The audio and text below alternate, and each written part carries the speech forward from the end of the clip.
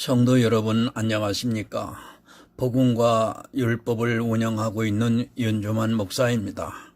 오늘은 216번째 설교 시간으로 곧 내가 지혜로운 영으로 채운 자들에게 말하여 라고 하는 작은 제목을 가지고 여러분들에게 말씀을 전하고자 합니다.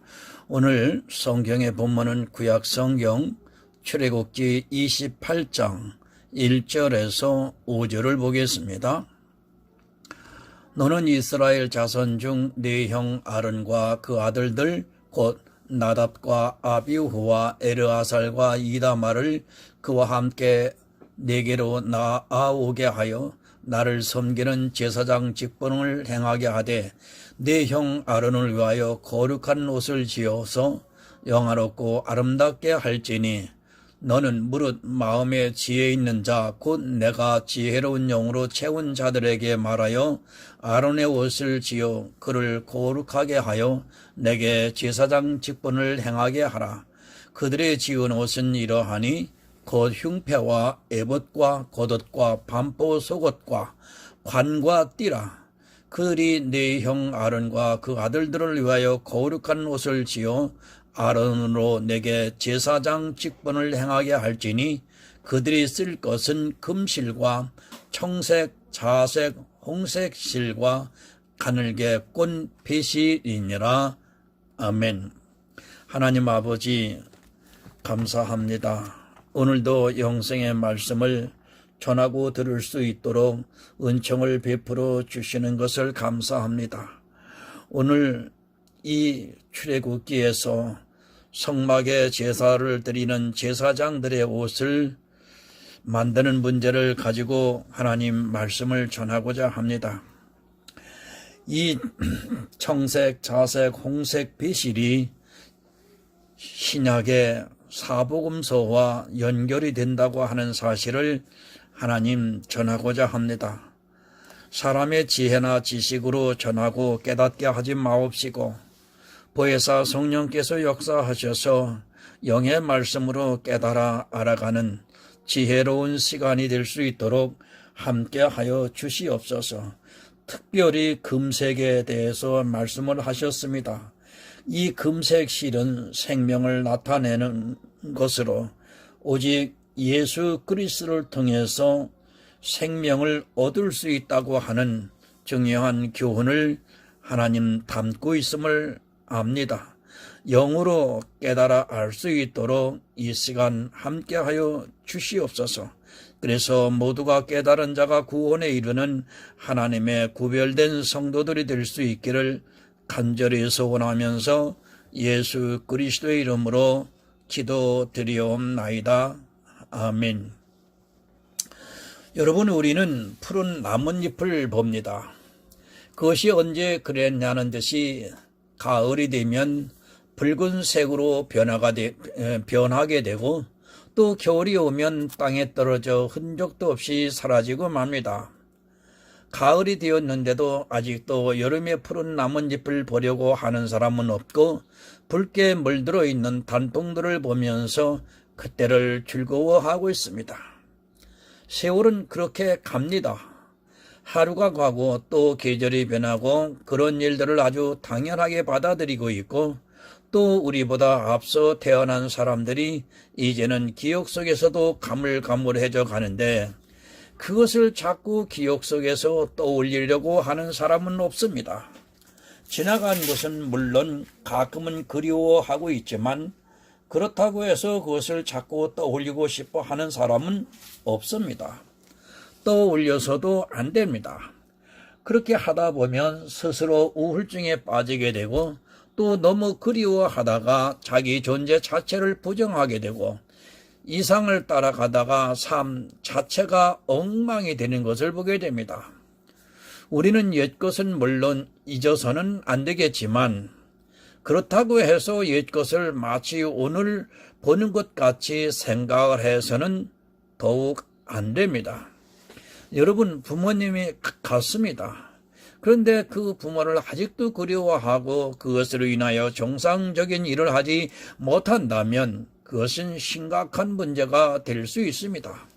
이제 그 그림자는 지워버려야 하고 내 앞에 놓여있는 새로운 것을 생각하면서 살아가야 하는 것은 너무도 당연합니다. 단풍을 보면서 푸른 나뭇잎을 생각해서는 안 됩니다.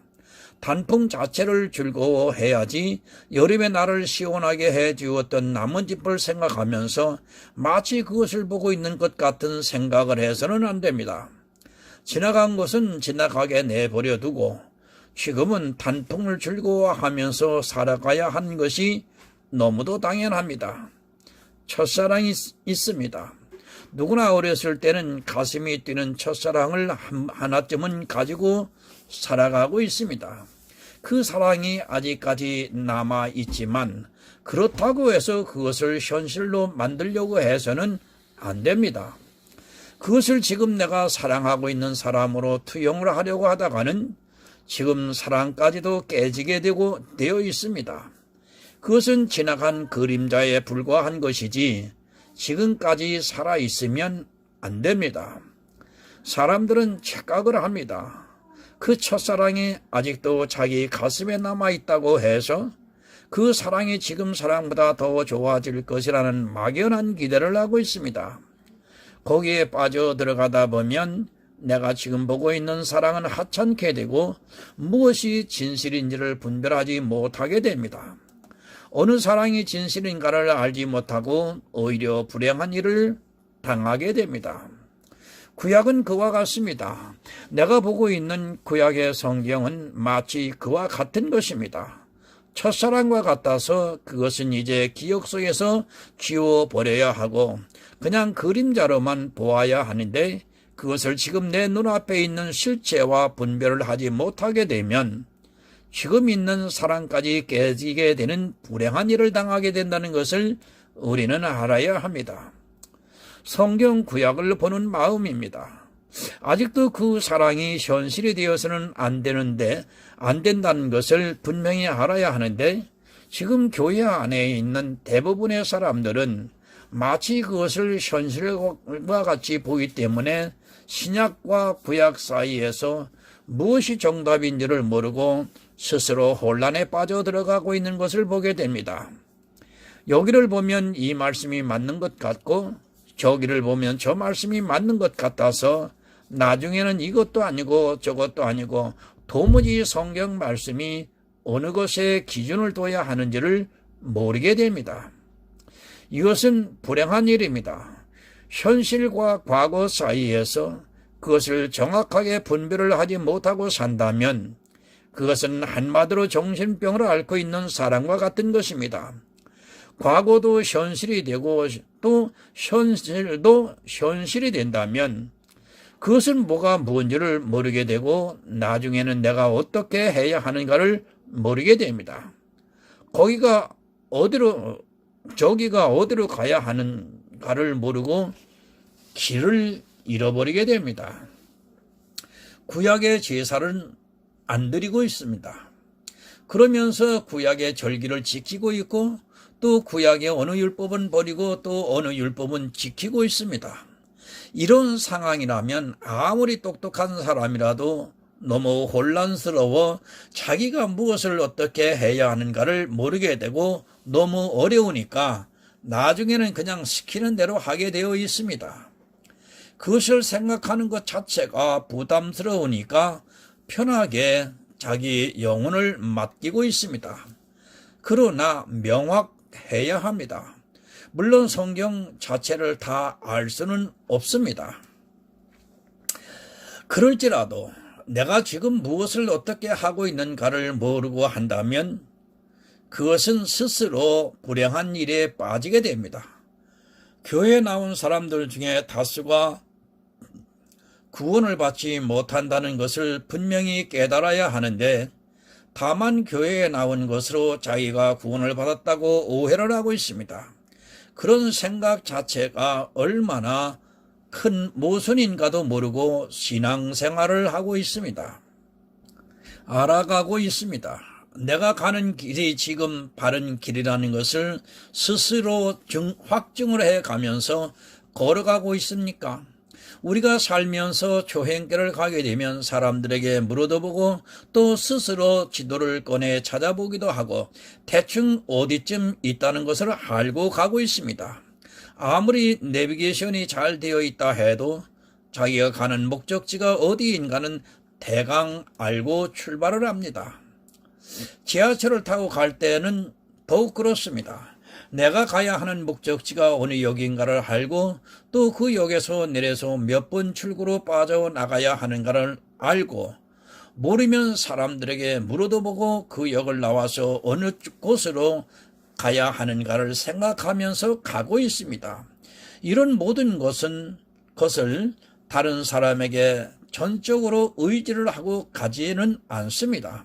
그러나 지금 교회 안에 있는 사람들은 이 일을 하면서 전적으로 다른 사람의 말만 듣고 가고 있습니다. 내가 알아야 하는 최소한의 것이 있습니다. 그런데 어느 특정한 사람에게 완전히 의지를 하고 그 사람의 말만 듣고 가지는 않습니다. 물론 그렇게 할 수도 있겠지만 그래도 자기 스스로도 알아볼 만큼 알아보고 길을 출발합니다. 그런데 지금 이 현대 교인들은 자기가 가야 하는 목적지도 모르고 누군가 이리 가라 하면 가고 저리 가라 하면 가고 있습니다. 고린도전서 9장 26절을 한번 보겠습니다. 그러므로 내가 다름질 하기를 향방 없는 것 같이 아니하고 싸우기를 허공을 치는 것 같이 아니하여. 여러분, 사도 바울의 고백입니다. 자기가 가는 길을 분명히 알고 가고 있다는 말씀입니다. 이 말씀은 그냥 교회에 나와서 신앙생활을 한다는 것이 아니라 사도 바울이 그림자와 실체 사이에서 어느 것을 보고 있는가를 분명하게 가르쳐주는 말씀입니다. 그러나 이 시대는 자기가 그림자를 보고 있는지 실체를 보고 있는지를 모르고 자기가 가야 하는 길을 모르고 지금 가고 있습니다. 천국은 막연한 것이 여러분 아닙니다. 그것을 실상으로 보고 살아가는 사람이 있는가 하면 그것을 막연하게 보고 있는 사람들이 있습니다. 이렇게 하면 가겠지, 저 사람들이 하는 것을 나도 하면 가겠지 하면서 너무 막연하게 기대를 하고 있습니다. 왜 그러냐면 가을이 되어 있는데도 아직도 자기 눈은 푸른 나뭇잎을 보고 있기 때문에 단풍과 푸른 나뭇잎이 서로 교차를 하면서 혼동을 겪고 있기 때문입니다. 참으로 안타깝습니다.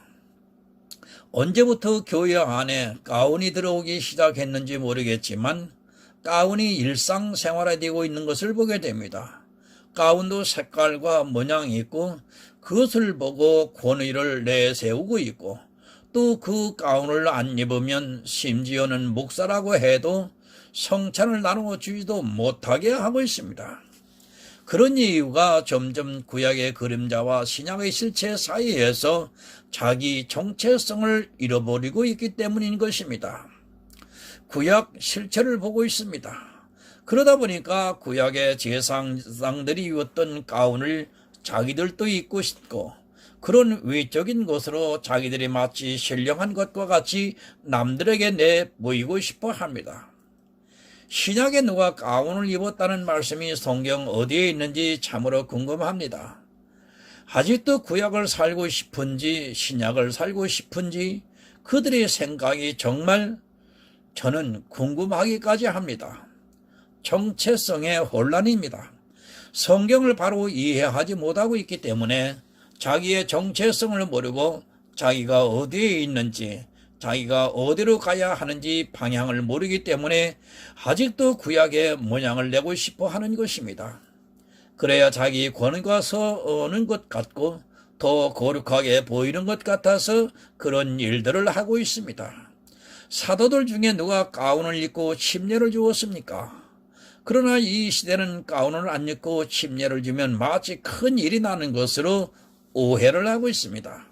성경 본문 1절을 보겠습니다. 너는 이스라엘 자손 중 네 형 아론과 그 아들들 곧 나답과 아비후와 엘르아살과 이다말을 그와 함께 내게로 나아오게 하여 나를 섬기는 제사장 직분을 행하게 하되. 구약의 대제사장입니다. 이 대제사장들은 이제 그림자입니다. 실체이신 예수 그리스도께서 오셨기 때문에 우리는 이들을 대제사장이라고 인정을 해서는 안 됩니다. 이들은 예수 그리스도의 사역을 예표해서 그림자로 보여주신 것이지 이들을 따라 해서는 안 됩니다. 이것은 푸른 잎사귀입니다. 우리는 지금 너무도 아름다운 빨간 단풍을 보고 있습니다. 그런데 아직도 이들의 푸른 잎사귀를 보면서 너무 좋다고 하고 또 그것을 따라 하려고 한다면 솔직히 말씀을 드려서 정신 이상자입니다. 정신분열증 환자이기 때문에 과거와 현실을 구별하지 못하고 그 중간에서 자기가 어느 방향으로 가야 하는지를 모르고 있습니다. 아론의 반차를 쫓는 대제사장을 쫓아가서도 안 되고 그들의 모양을 흉내내서도 안 됩니다. 우리 성도는 이제 그리스도를 쫓아가는 사람입니다. 히브리서 7장 11절을 한번 보겠습니다. 레위 계통의 제사 직분으로 말미암아 온전함을 얻을 수 있었으면 백성이 그 아래서 율법을 받았으니 어찌하여 아론의 반차를 쫓지 않고 멜기세덱의 반차를 쫓는 별다른 한 제사장을 세울 필요가 있느냐? 아론의 반차를 쫓는 제사장은 온전할 수 없습니다. 아론의 반차는 예수 그리스도가 오시기까지 그림자로서의 역할을 했고 이제 그리스도의 빛이 비추었기 때문에 그림자는 사라져야 마땅합니다. 아직도 아론의 반차를 쫓는 그림자의 모형이 남아있다면 그는 현실과 과거를 분별하지 못하는 사람입니다. 그런데 어떻습니까? 교회는 점점 이상하리만큼 아론의 반차를 쫓는 모양을 흉내내려고 하고 있습니다. 아론과 같이 거룩한 옷을 지어 입으려 하고 있고 그것이 이 시대의 상징이 되어가고 있습니다. 가운도 절기 때마다 다르고 또 어떤 행사 때마다 다르고 자기가 박사학위를 받았다고 해서 또 가운데 그 표시를 하고 있습니다. 이스라엘에도 없습니다. 지금 이스라엘에는 레위 계통 아론의 반차를 쫓는 제사장이 더 이상 존재하지 않는데 우리는 그들보다도 더 지독한 율법주의에 빠져 아론의 반차를 쫓는 제사장의 모양을 내려고 흉내를 내고 있습니다. 하나님께서 거룩하게 해주시는 것이 아니라 자기들 스스로가 거룩한 모양을 내려 하고 있고 그것은 교회 안에 있는 모든 사람의 눈과 귀를 가리는 역할을 하고 있습니다. 아론의 반차는 오실 예수 그리스도를 그림자로 보여준 것에 불과합니다. 어떻게 아론의 반차를 쫓을 수 있고 또 그런 모양을 내서 거룩하게 하려고 하는 행위들이 얼마나 예수 그리스도의 사역을 방해하고 있는가를 모르고 있습니다. 본문 2절을 보겠습니다. 네 형 아론을 위하여 거룩한 옷을 지어서 영화롭고 아름답게 할지니 아론은 거룩하지 않습니다. 그는 우리와 성정이 똑같은 사람입니다. 그는 거룩하지 않기 때문에 그를 거룩하게 만들어서 예수 그리스도를 볼 수 있게 해 주셨습니다. 그런데도 사람들은 아론의 반차를 보고 그것을 보면서 마치 거룩한 것으로 오해를 하고 있습니다. 거룩하지 않은 아론에게 거룩한 예수 그리스도의 옷을 입혀주셨습니다. 하나님께서 아론에게 이 옷을 지어 입히게 하신 것은 이스라엘에게 아론을 보라고 하신 것이 아니라 아론을 통해서 예수 그리스도를 보라 했지만 이스라엘은 자기들의 눈이 보이는 그림자를 보았습니다. 그들이 아론을 본 것은 너무도 당연하지만 예수 그리스도를 믿는다고 하는 이들이 아직도 아론의 반차를 흉내내려고 한다는 것은 한마디로 예수를 믿지 않겠다는 표징과 같은 것입니다. 저는 이 말씀을 깨닫고 제 목사의 가운을 2벌을 노회에다가 반납시키고 저는 지금 가운이 없습니다. 얼마나 이 말씀의 뜻을 깨닫고 나서 그런 행위를 하고 나서 결정을 하고 나서는 제 마음이 얼마나 가벼운지 모르겠습니다. 오직 예수 그리스도만이 여러분 영화롭고 아름답습니다. 우리 눈에 보이는 아론의 반찬은 절대 거룩하지 않다고, 그것은 온전하지 못하다고 히브리서는 분명하게 가르쳐주고 있습니다. 그런데 그런 모양을 내면서 자기 겉모습을 꾸미고 있고 그런 것으로 아름답게 보이려 하고 있습니다. 히브리서 1장 4절을 보겠습니다. 저가 천사보다 얼만큼 뛰어남은 저희보다 더욱 아름다운 이름을 기업으로 얻으심이니. 아론은 영화롭고 아름답게 하셨습니다. 그것은 아론을 보라고 한 것이 아니라 레위 계통 제사장 말고 또 다른 제사장이 오시는데 그는 스스로 아름답다고 말씀을 하고 있습니다.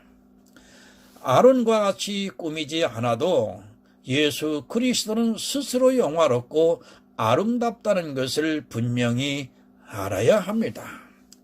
우리는 아름다운 것은 영화로운 것을 가졌습니다.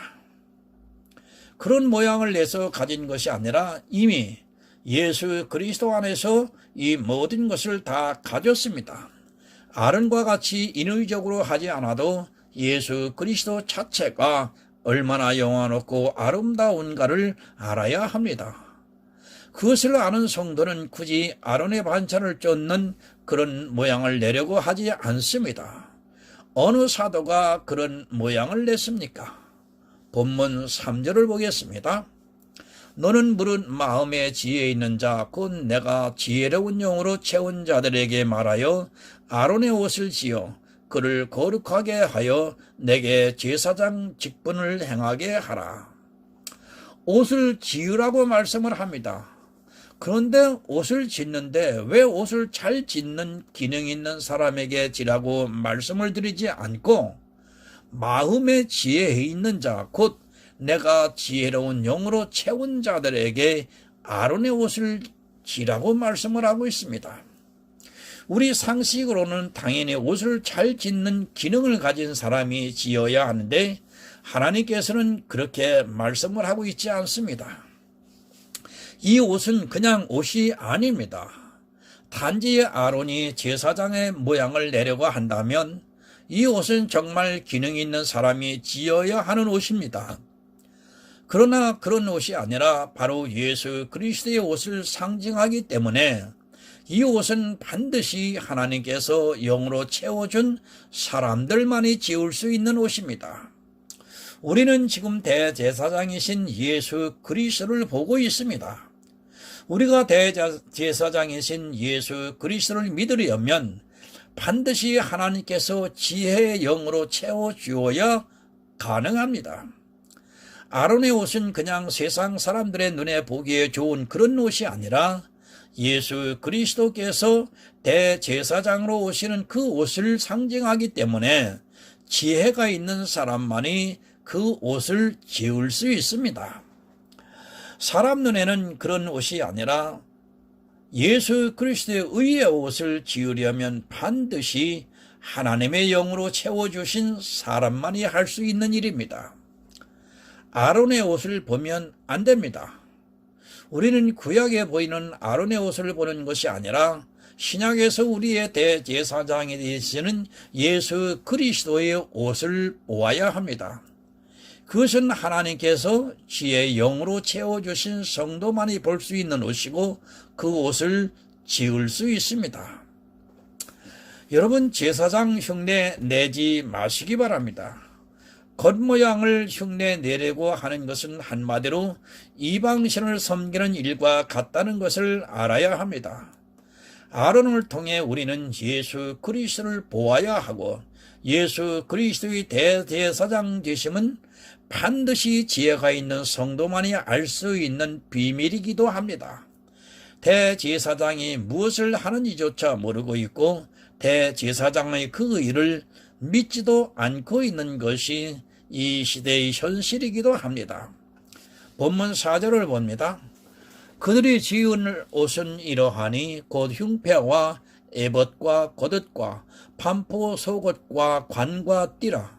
그들이 내 형 아론과 그 아들들을 위하여 거룩한 옷을 지어 아론으로 내게 제사장 직분을 행하게 할지며. 여러분, 옷에 대해서는 나중에 다시 설교를 하겠습니다. 흉패, 에봇, 겉옷, 반포 속옷, 관과 띠는 각각 다 의미하는 뜻이 있지만 오늘은 그것을 말씀드리고자 하는 시간이 아니라 나중에 언젠가는 언급을 하겠습니다. 그 하나하나만 해도 한 편의 설교가 될 것이라고 생각합니다. 여러분, 대제사장은 거룩해야 합니다. 그러나 아론의 반차를 쫓는 제사장들은 온전하지 못하기 때문에 하나님께서 거룩하게 옷을 지어 입혀서 제사장 직무를 행하게 하셨습니다. 다시 거듭 말씀을 드리지만 우리는 아론의 반차를 쫓는 대제사장을 보는 것이 아니라는 사실입니다. 이렇게 거룩한 옷을 안 지어 입혀도 예수 그리스도께서는 그 자체로 거룩하신 분입니다. 대제사장은 거룩해야 합니다. 백성의 죄를 사해주는 일을 하기 때문에 거룩하지 않고는 그 일을 할 수 없습니다. 아론의 반차를 쫓는 제사장들은 흠이 있어 온전하지 못하지만 후에 오시는 예수 그리스도는 온전하여 거룩하기 때문에 이 세상 모든 성도의 대제사장이 되심을 예표로 가르쳐주고 있습니다. 예수 그리스도는 흠이 없으신 거룩하신 분입니다. 본문 5절을 봅니다. 그들이 쓸 것은 금실과 청색, 자색, 홍색 실과 가닉의 꾼 비실이니라. 여러분, 옷의 재료입니다. 옷의 재료입니다. 5가지 재료가 들어가 있습니다. 왜 5가지 재료를 정해 주셨느냐 하면 바로 예수 그리스도를 예표하는 것이기 때문입니다. 지혜가 없는 하나님께서 영으로 채워주시지 않은 사람은 이 실들이 의미하는 것을 모르고 있기 때문에 옷을 지을 수 없습니다. 먼저 청색, 홍색, 자색, 가닉의 꾼 배실을 보겠습니다. 이것은 예수 그리스도께서 이 세상에 오셔서 4가지로 사역을 하실 것을 상징하고 있습니다. 지혜 있는 성도만이 이것으로 옷을 지을 수 있다는 말씀입니다. 이 4가지를 모르면 예수님께서 이 세상에 왜 오셨는가, 오셔서 무엇을 하셨는가를 모르게 됩니다. 청색은 하나님으로 오신 예수님입니다. 홍색은 종으로 오신 예수님입니다. 자색은 왕으로 오신 예수님이십니다. 가늘게 꾼 배실은 사람으로 오신 예수님입니다. 이렇게 4가지 실로 지은 옷은 실제 예수님께서 오셔서 마태복음에서는 왕으로 오신 예수님을 나타냈고, 누가복음은 사람으로 오신 예수님을 나타냈고, 마가복음은 종으로 오신 예수님을 나타냈고, 요한복음은 하나님으로 오신 예수님을 말씀을 하고 있습니다. 아론의 옷은 바로 그것을 상징하고 있습니다. 대제사장으로 오시는 예수 그리스도께서는 이 세상에 오셔서 왕으로 자기를 나타내시고, 또 종으로 우리가 해야 하는 일을 하시고, 또 흠이 없는 사람으로 오셔서 율법을 완성하시고, 또 당신이 하나님으로 오셨다는 것을 가르쳐주고 있습니다. 이 옷을 누가 지을 수 있습니까? 이것은 기능이 있어서 지을 수 있는 옷이 아니라 하나님으로부터 영을 받아 예수 그리스도를 아는 성도만이 지을 수 있는 옷입니다. 이 옷을 지어서 아론에게 입히시고, 그 옷을 보는 이스라엘이 예수 그리스도를 믿게 하셨지만 그들은 아론의 거룩한 옷만을 보았지 예수 그리스도를 보지 못했습니다. 그리고 금색입니다. 이 금색은 너무도 중요한 바로 생명을 상징하는 색입니다. 달란트의 비유를 잘 아실 것입니다. 바로 달란트의 비유에서 말씀한 것과 같이 예수 그리스도를 통해 생명을 얻을 수 있다는 것을 가르쳐주고 있습니다. 달란트의 비유에서 달란트는 여러분 재능이 아니라 생명이라는 것을 알아야 합니다.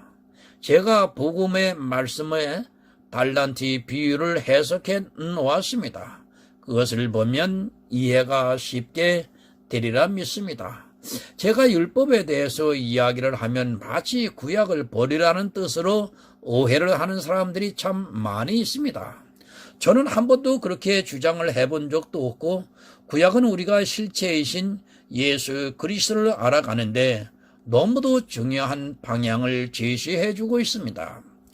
만약 구약이 없다면 우리가 예수 그리스도를 아는 데 있어서 분명히 많은 장애가 따를 것이라고 저는 믿고 있습니다. 그렇다고 해서 구약을 그대로 따라하려고 하는 것은 한마디로 말씀을 드려서 다시 실패한 이스라엘이 되겠다고 하는 것과 조금도 다르지 않습니다. 여러분, 예수를 발견하세요. 구약을 보면 우리는 그 답에서 예수 그리스도를 찾아야 하고 그렇게 할 때 구약을 통해서 더욱 풍성한 은혜를 누릴 수 있다고 저는 믿습니다. 그 모양을 따라 하려고 하기보다는 구약에서 전하고자 하는 의미를 안다면 성령 안에서 깊은 교제를 나눌 수 있다고 믿고 있습니다. 지금도 보물을 캐고 있습니다. 성도는 성경을 통해서 예수 그리스도라고 하는 보물을 캐고 있고 예수 그리스도 안에서 생명에 이르려고 천국을 침노하고 있습니다. 행위에 빠지지 마시고 하나님의 뜻을 바로 알아 영원한 생명을 얻는 성도가 되시기를 예수 그리스도 이름으로 부탁을 드립니다. 기도하겠습니다. 하나님 아버지, 금색에 대해서 하나님 말씀을 하셨습니다. 그리고 아론의 옷이 바로 예수 그리스도의 그림자라고 하는 사실을 전하고 들었습니다. 우리 모두에게 영으로 깨달아 알음을 허락하여 주시고 아는 것만큼 복음을 믿을 수 있는 저희 모두가 되게 하여 주옵소서. 그래서 이 세상에 물질이나 재능의 부를 원하는 것이 아니라 오늘 이 말씀을 듣고 우리는 복음에 대하여 부자가 되기를 원합니다. 성령께서 우리 심령에 늘상 함께 해 주셔서 우리 영혼의 구원에 이르는 예수를 알아 자라가는 데 있어서 부자가 될 수 있도록 함께 하여 주옵소서. 예수 그리스도의 이름으로 기도드리옵나이다. 아멘.